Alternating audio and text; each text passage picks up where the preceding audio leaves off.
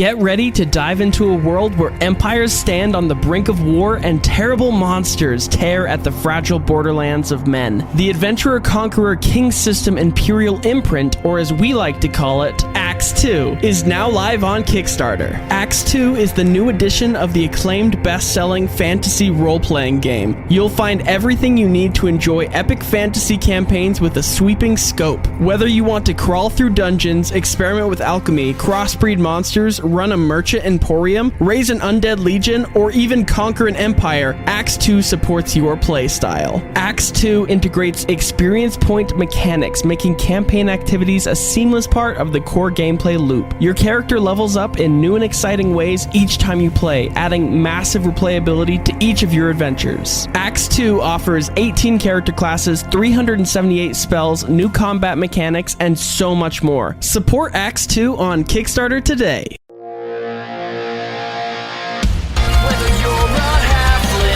Giant or somewhere in between. Round the table with your friends, playing Dungeons and Dragons. And if life ever knocks you down, your dice will surely turn around. Roll your stats, it's time to quest. Let's put your characters to the test. Hello and welcome to Talked Prone, a Campaign 1 after show where I, with my co-host Danny Dennison, get all of the players' views about the first campaign, things that they loved, things that they wish would have gone differently. At the end of the episode, I will be posting a little teaser for the Season 2 campaign, so stick around for that. And so without further ado, let us get right into the show. We are gonna just do a little deep dive into like how people are feeling about their characters, stuff going on. I think one of the best ways to do that, and this is gonna take some DM discretion, to show one scene in your future. Yeah, so say this is like the 10-year reunion. Where do you see your character in 10 years? Alrighty, I'm gonna roll a d4 with 4 being Mason, 3 Litzy, 2 Jack, and 1 being... Oh, so it's Litzy first. So, 10 years in the future, Litzy is living her best life.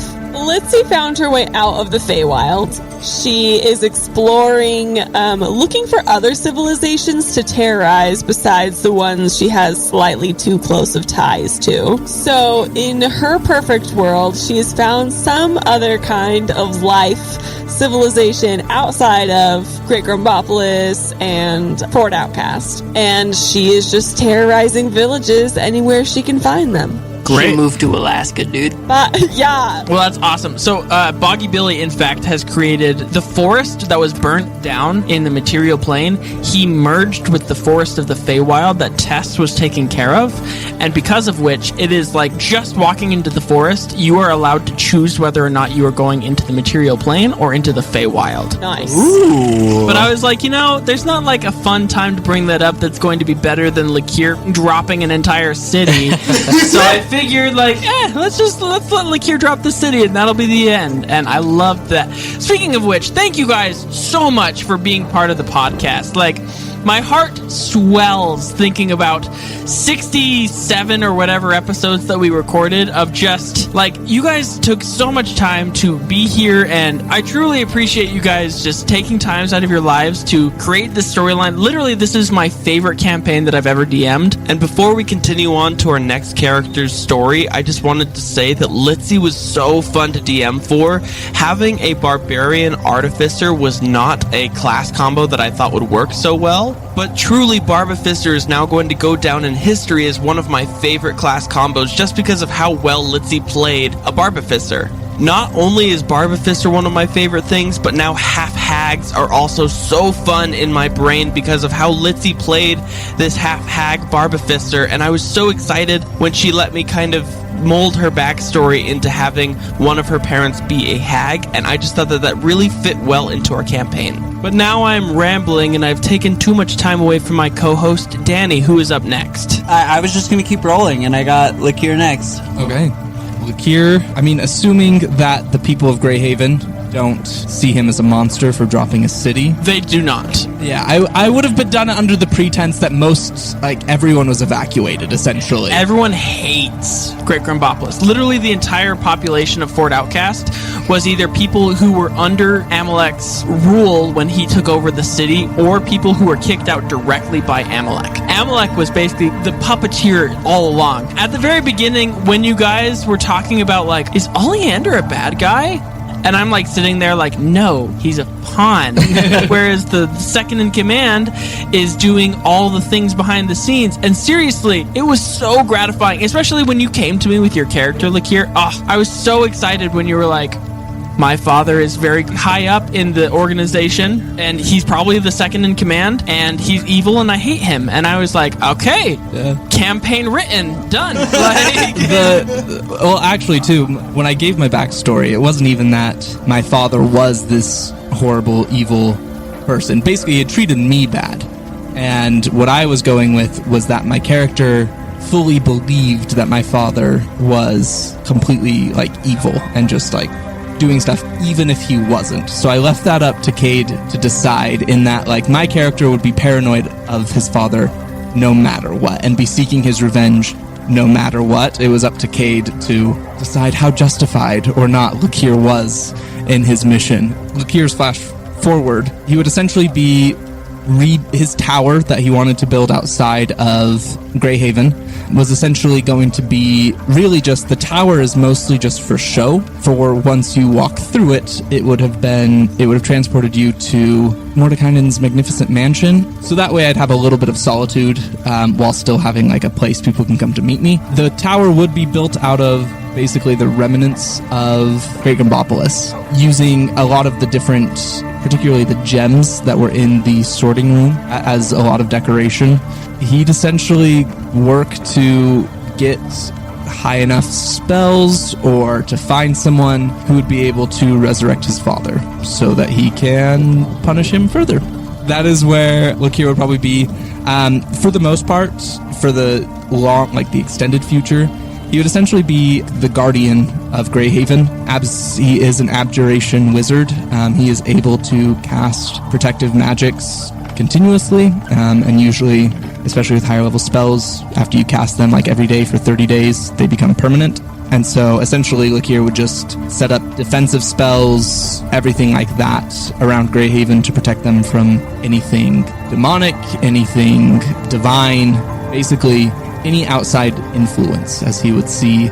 Even if it was like a good god coming in, he would see that as manipulation and, under his eye, evil. Yeah. So he would look to protect the citizens of Greyhaven as much as possible. Yeah, I also wanted to add, Lakir as a character was one of the driving forces of this campaign. That, not to say that, like, you made a lot of my decisions for me, but your father coming into the picture gave me, I was absolutely stumped with what to do with this campaign until you brought me your backstory, and the amount of pages that your backstory had made me just so, some DMs are like, don't give me a book, but I was like, please, Mason, tell me more. Fleshed out your character to the point that I was really excited to hear your story, and that was something that I really wanted to hear more from. And even your deal with Vecna is something that is going to directly influence Campaign 2. Vecna is going to be a little sneak peek for our patrons here. Vecna is going to be one of the main big bad evil guys of Campaign 2. It's going to take place 1,000 years in the future. Basically, Vecna's waiting out the clock at this point. But more on that in the second season of this campaign. Danny, who's up next?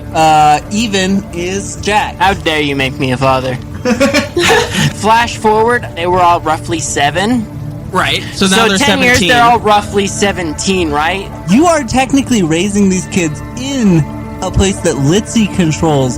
How does that dynamic work? Do you guys have, like, a deal you guys have struck? Yeah, are Some you like kind a of surrogate bargain? parent? No, I was planning on totally Just ditching leaving the it? house. But Like I feel relinquishing Okay. control? Is that kind of what happened?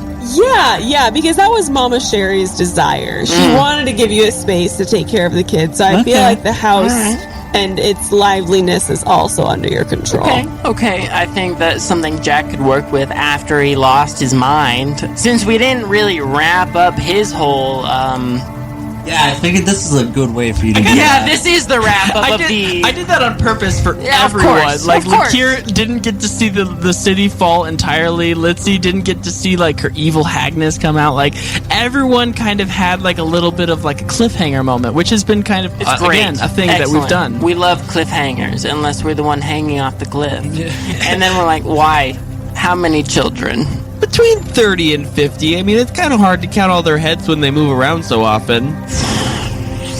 But you have the combustible atom transporter or whatever it's called, the cat. CAT, I which got a by the cat. way, nobody ever will get this because I am stupid with the amount of foreshadowing that I do. The episode where Lakir went through his family's home to get the heirloom, didn't. and his No. brother came downstairs and was like, "Ugh, somebody must have left the cat on." That was what he was referencing to. Literally, I had that written so far in the past that I was like, nobody's gonna know though, except for I me. remembered you saying that and thinking that it didn't make any sense. That's the kind of stuff I'm here for. So, like, how I like to imagine it, you can correct this. We open up on a scene of you, like, preparing things, cleaning things, but there's like 5 Completely different of you, bald. like, running around 5 the different house. versions of me. All right, yeah. Assuming that's how the cat, like, does it have a limit, or is it pretty much continuous? Just him just... You can have your health up to 1 HP. So, like, if you have your health, how many hit points does Jack's maximum hit points at level 10? It was 70 something. 70 something?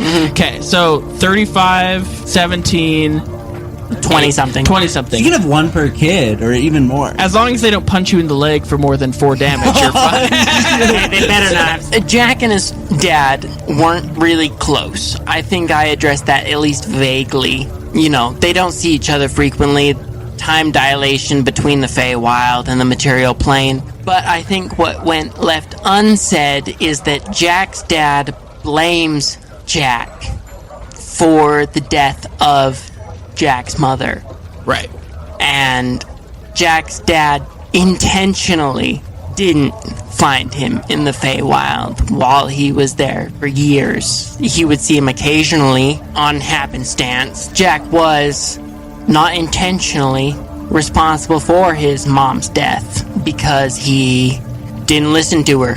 Cloud giants, man. They'll kill a village as soon as they land. They'll come down the beanstalk. I'm not sure, quite honestly, how over the past 10 years of his dad now being the child would develop, because it's entirely possible they would just try to avoid it, you know? We've got bigger problems. Dad is now child. If that is wrapped up, though, I think it is time to go on to Caden, who I think should... You probably have a lot, because we didn't even dive in much to your story at all at the end of the last episode. If you want to, like, go into a little bit of roleplay between the parent and, like, as if in episode, I think that would be fitting. Son, you've come to save me! In ostrich form, nonetheless. Yeah. Oh yeah. What do they say? Wait, how would he know that I was me if I'm an ostrich? A father would know his son anywhere. You meet your dad. He's chained up, but Litzy is able to free his chains. You find your dad. He's holding the entire essences of the Dragonborn. In Raven's Castle, there were 2 bags of essences that you guys did not find. One of the essences held the entire liveliness of the Dragonborn. That's why the humans in the Summer Court were actually Dragonborn, because their liveliness was taken away from them. Yeah. And then the other bag was full of Eladrin souls, that those Eladrin souls, through the deal that Mama Sherry made with Raven, were transported into the children in Mama Sherry's hut, and so that they could be complete personages. And that is why basically both of those things have happened. So basically, as soon as you're able to get your father, he's able to find and release all of the personages of the Dragonborn. And Torin, now with you being the leader of the Shadowfell, you will thrive. Like, the Dragonborn will take place part of campaign 2 because of the actions that you made, Torin. Literally, you have no idea how much as a character you have propelled our podcast because of the things that you have done. What is the reaction as soon as you meet your father? This is like the first time, I guess, in your life that you've necessarily remembered an interaction with your father, and you know Right. that it's him. Because I think before this, I only spoke to him for like a minute through some portal, right? Yeah, And he it was talked like a to me. video conference thing. Yeah. Torrin's also kind of disassociated from Right. people, you know? Hey, Dad, like, nice to meet you. This is cause for celebration! And, he's freeing, as you're speaking, he's freeing, like, the Dragonborn people and trying to get their essences back, essentially. So they're in the Summer Court still, but, you guys Okay, are in yeah. the Winter Court. Okay, yeah. So that's exactly what I would be leading towards, is just work with Cord on rebuilding the Dragonborn 10 years in the future. His goals are, from that moment on, would be, we're rebuilding the Dragonborn civilization. Okay. Litzi's, like, domain is basically the Feywild. Right. So I would have to have some sort of, like, agreement or whatever. She did owe me one from when I didn't, Rat her out. Yeah, exactly. So Yeah, I would- honestly, if I fear anybody the most, like, it's Torin, by far. And not that I would want to give off this vibe to you, but I would 100% be willing to make some generous deals with you. if that's the case, then he would, like, create a peace with Litzy and, your coven, and probably take a piece, like a huge chunk of land out of the Feywild that is, like, specifically the Dragonborns. And also, Torin, you know that since you are the ruler of the Shadowfell, that the Dragonborn would be well safe in the Shadowfell region. And so I would assume that you would have both civilizations in the Shadowfell as well as the Feywild. If there was, like, an ending cutscene of Torin's story leading into, like, the next chapter, I picture him, like, you're like, cameras floating through the Summer Court. You see all these Dragonborn, like, flourishing. Right. Like, maybe they're even more, like, militarized. They have, like, a better, like, guard, Yeah. in the Summer Court. And the Summer Court would be, like, that's, like, still theirs, right? Yeah, no, Okay, all the yeah. courts are still present in the Feywild. However, Raven was the leader of the Winter Court, which was elected to kind of be like the leader of all of it. But since Raven is part of Litzy, who is in and out of the Feywild, the Feywild is kind of continuing as normal without the Winter Court kind of being part of it. So the Unseelie Fey are pretty much just like, they wander the land, but they're not really accepted because the Seelie Fey and the Dragonborn are the people who are reigning. Okay. Camera pans through the Summer Court. You see a massive portal in the center of the Summer Court, and through the portal is the entrance to the Shadowfell, and you see Torin. It goes into, like, a back room, and you see, like, Torin and a couple other Dragonborn in, like, a chemistry lab. Right. And Torin, like, reaches over and grabs a bottle of something that off of the table and holds it up, and you can see that it's a vial of purple goop. And maybe he's, like, stirring it, and it, like, bubbles and, like, changes to a red color. And then Torin says, "I've finally perfected it." And then end scene, cut it out. Nice. Nothing. Okay. Cliffhanger. So something that we kind of experimented with in this campaign, you were initially a wild magic sorcerer, Right. who then delved kind of into the Clockwork Soul Sorcerer. We Yeah. didn't really talk about that too much in the campaign.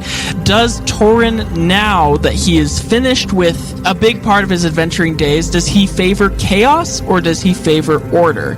And how does that take place in kind of him being part of the Dragonborn culture? He would favor both in a way. So there were kind of hints throughout, like, the campaign of what I was initially trying to do, which was, as soon as he found out about the purple goop, like, one of Torin's flaws is that he basically craves to be the strongest. Right. So the whole campaign he was finding clues, like, researching stuff on the purple goop, but he was kind of doing it nonchalantly. Right. And he had a moment back when in, like, the Battle of Fort Outcast, when we were fighting the Dragon King. Okay, and he used the purple goop to turn like an iguana into a dragon. Right. And Torin sees that, and he's like, "Oh, that's what I want," Yeah. And so then I used suggestion, and it passed. It worked on the Dragon King, and I could have ended the battle right there, but I used that to get into his, like, pouch, and I stole a bottle of purple goop, and I've had it, like, this whole time. So basically, he wants to turn that around, perfect it so that Raven can't like mess with it, Right.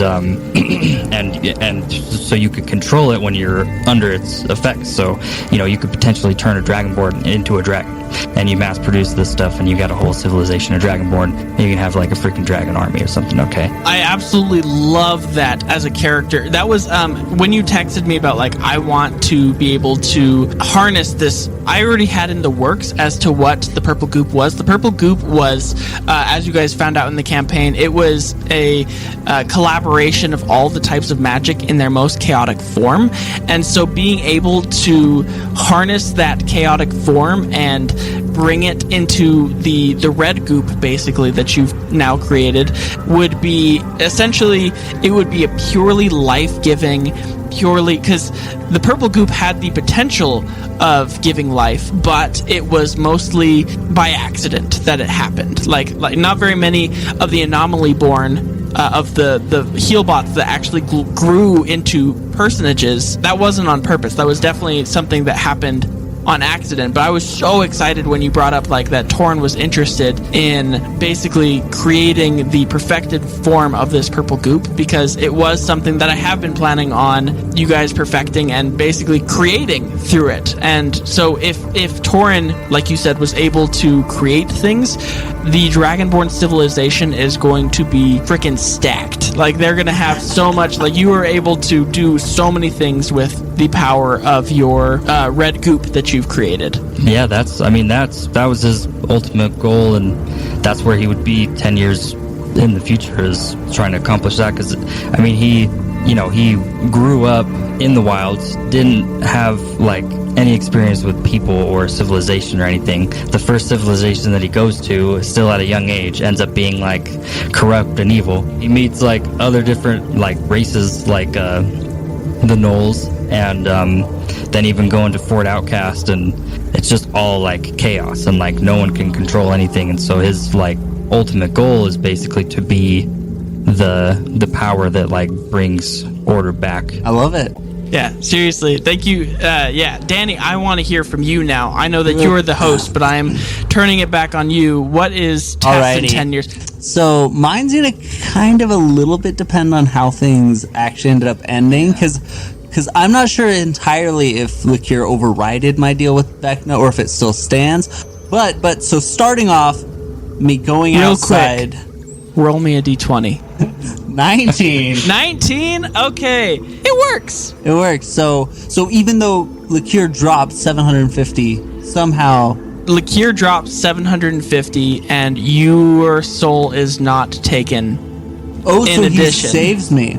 Yeah, he saves you through the 750 that he dropped. What I imagine as the last scene that happens for Tess is like just walking up to Tim and kind of saying goodbye, thinking he's going to be taken by Vecna. I'm sorry I didn't bring you on the adventure that I swore we would go on together, but it was confusing and terrifying and everything we hoped for. It gave me the choice to give up everything, but to feel like I made things better. And then I would see it like flash forward to like talk to Vecna and like, he what? Cutscene. And you're like, the symbol on your arm just disappears because... I'm like drawing it back. Whoa, Yui vibes. Yeah, seriously. Speaking of which, there was a turn in the podcast, I feel like, at the point that Tess was no longer part of the podcast, as well as Jack was introduced. I wanted to get everyone who isn't Jack or Yui, I want to get your guys' opinion on how did the campaign turn for you guys as you had these new party members introduced? Like, what changed? Was it significant of a change, or did it feel the same? For Lakir, Yui, he saw Yui as an asset. Basically, something that, like, he was someone who was willing to use lethal force pretty happily. Lakir basically saw that as this could be a powerful tool. Basically switching from someone who refused to fight Tess to Yui. So he did, like, and I wouldn't say he enjoyed necessarily the switch, because, I mean, Tess was his I have written down as my bonds Torin, Tess, and Litzy, the original three of the Grey Aura. He definitely did miss Tess. Jack, he wasn't trustful of. I'll be honest, I thought the entire time that you were like some evil person that was going to sacrifice kids to like extend your own life or something like that. How dare you? I just didn't know your character. We didn't have very many in character like moments, and when you did, it was like you gave such a vague answer that I was like, You're hiding something. I understand completely. I would like to say you were his favorite. He was like, I will die for this child. And oh no.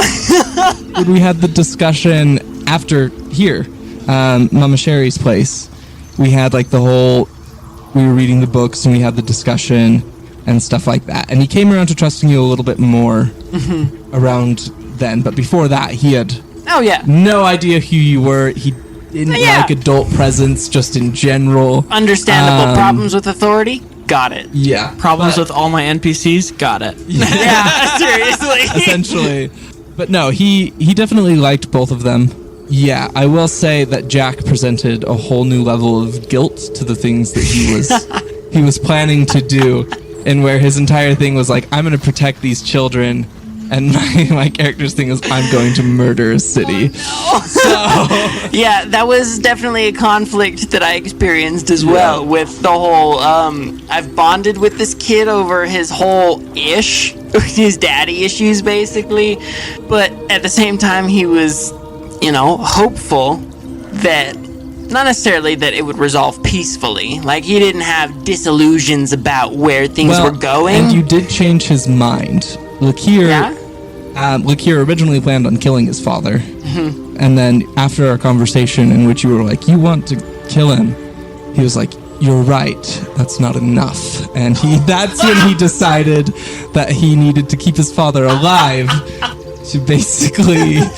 What an influence, Jack. What a positive influence. Killing him's not enough. Yeah, he definitely took the wrong lesson from our conversations. But Fakir is an entire character taking the wrong lesson. I think that for Litzy, she was happy to have new people as a part of the party, especially because, like, one of her big motivations at the beginning was just to leave Great Grumbopolis, and just see what else was out there. She felt really confined by being in her hometown, so it was just really great to meet new people. And even though they were NPCs, like everyone else, like we'd run across that was an NPC, she didn't really trust. And so they were really the first people that we ran into that were new, that she trusted pretty easily and felt like they could be a part of the group. It was nice. It was nice to meet new people because I feel like that was one of the things she hoped to accomplish in leaving Great Grumbopolis. And speaking to that, I feel like Litzy's character arc was very interesting to kind of track with the addition of Yui and Jack, because literally I think that it was about the time that they started entering the party that you started experiencing these hag changes. And so the happy-go-lucky artificer, like, I'm just happy to be here kind of gnome that you were prior to them being included, I feel like kind of was behind you by the time that they were added into the party. And so, like, though they never got to meet that side of Litzy, I think that they got to meet they were there to experience the blossoming of Litzy into her hag form and into eventually her Rakshasa form. I don't think that Torn ever had any bad feelings towards either one of them. They were just kind of fellow comrades in the murder crew, Hey, you'll make up for it in the post campaign where you're taking care of 20 kids, Jack. Right. Yeah, seriously. My first bunch of kids sucked. So messed up. I'm sorry. I think throughout the campaign, the only people that Torn really trusted would have been Tess and Scout Gummy Snipes, right, and Aelwyn, Graynor. Those were really the only people that were in his friend group, because Torn for sure never trusted Lakir. Yeah. The whole time, we may have been friends and stuff, but he definitely kind of had a feeling like you were a little on the evil side, I've never revealed my alignment to the viewers. So, but yeah, he's neutral evil. So he had a goal to achieve of evil means, and he achieved it. Basically, I took that alignment as you'll do anything necessary to achieve your goal, which... Yeah. I think you did a fantastic job playing an evil character in a party Of good not people. necessarily evil people. Yeah, Yeah. like, I mean, I was chaotic good, obviously. Like, Y'all started the campaign all as good guys with one evil person. And you it did a great job. You did a great that job. was the best evil seriously. character I've ever Well, thank encountered you. somebody play. I was mostly saying, great job on Torin's part for recognizing Blink's evilness when most of the rest of the party was just like, okay, cool. I feel like Torin is a very wisdom. I don't know what your wisdom score is, but I feel like he had a very good sense of what was going on around him throughout the whole campaign. And like, for instance, when you were like texting me about like, hey, so you know how there's like those nukes, and you know how like Amalek and Litzy are both halves of a whole?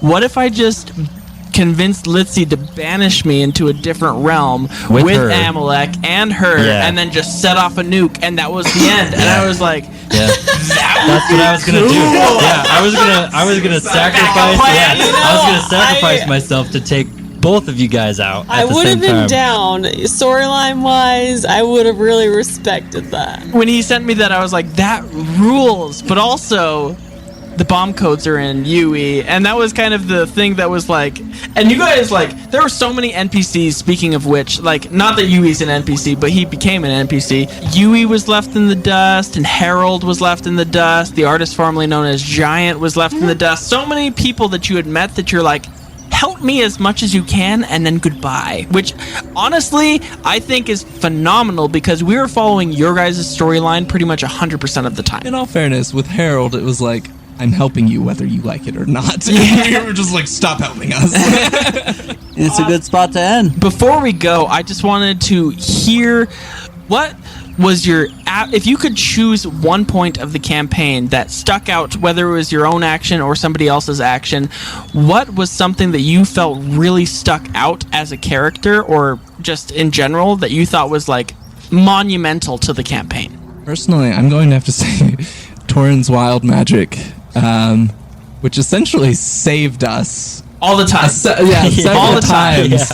Game changer. Lakir hated wild magic personally, but I think it's really fun. So, I don't know. I always enjoyed watching you do that. I would say any of Lakir's monologues. 10 out of 10. There's The amount so of many. tears. There's so many, and I shouldn't even say monologue, because that's like a one-way conversation that maybe is a little longer. But some of just the really good, more emotional role play moments. Like, let's be honest, none of us really ever got on the emotional level that Mason did. Yeah, it was so applause for that. The amount of times that Lakir and I would yell at each other and give each other like thumbs up on the side of like, bro, you okay? You okay? And it was like, yeah. Or like the solo episode where literally he delivered a beautiful monologue that I was not prepared for. He didn't have anything written down, and by the end of it, I was like so emotional, so in tears that I was like, how did you do this to me, Mason? What have you done? What spell did you cast? The conversation that Jack and Lakir had the first time we were in Mama Sherry's hut, when Lakir's like, I'm going through that portal, I'm gonna kill my dad, and Jack was like, that is not the move. Like, do not do this. That's not what you want to do. It was unexpected. It was huge. I did not expect to be having that conversation. That was the moment that Jack really felt like, hey, maybe he can relate and help these kids. Maybe Lakir is, lost in what he should be doing. Not that he was trying to guide him necessarily, because even though Jack became a pseudo father figure and then a literal father figure for way more children than anybody should have, that bonding moment, whether Lakir thought it was a bonding moment or just a moment, was unexpected. And that was the moment that Jack was like, I'm going to help these kids with what they want to do, even though sometimes it comes across a bit skewed. Well, and it was probably one of the first times that Lakir like put his trust in you, right? Yeah. Like, because he trusted Ishiyu around, but like that was the first time that he wanted to do something. You said something directly opposite to it, and he listened, which is something he doesn't do often. Huge. It was huge. And who knows how much it changed the campaign, because Lakir could have died in the portal, everyone could have gone in, and we may have had like a whole different storyline segment.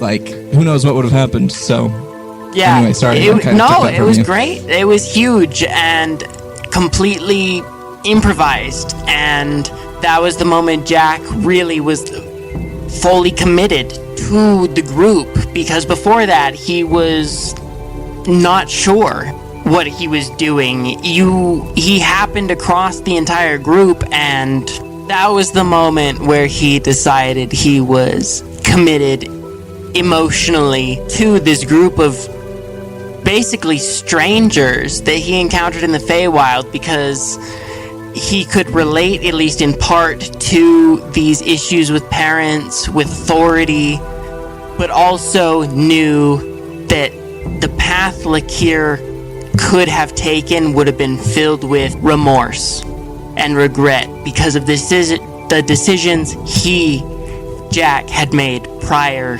to meeting this group. Years before meeting this group, where he lost everything except his dad. And even then, he really did lose his dad. In a way, I feel like Jack, the inclusion of your character, was the father figure that nobody in the party knew that they needed, but they needed. That's what I strive to be. Yeah, honestly, I feel like you did a great job basically corralling a bunch of 12-year-olds. You, I'm sure, have an amazing animal handling ability score, because that is what it takes to corral a bunch of children around, as we've established.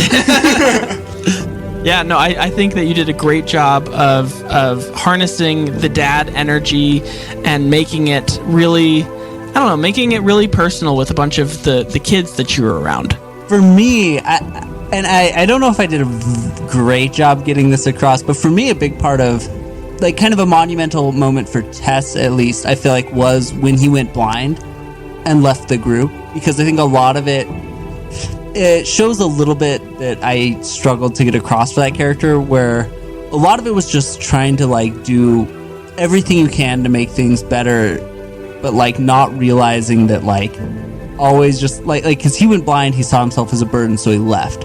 But that just would make, like, they could have fixed that for him easily.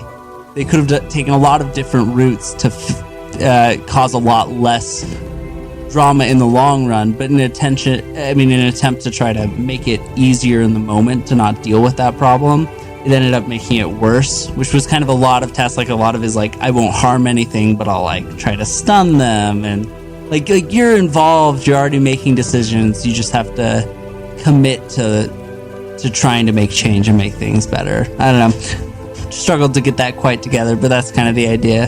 That was one role that I don't think I will ever forget. Part of the campaign was me having you roll for the amount of blindness that happened in your eyes. And if it had been anything other than 100, I probably would have just given you disadvantage on perception checks and things like that. But with a straight up 100, it was absolutely like, no, you are blind, because of, like, it was entire. If you had rolled like a 10 instead, it would have been like, okay, like, you, like, can't see the difference between the letter E and the letter F, but, like, you're fine.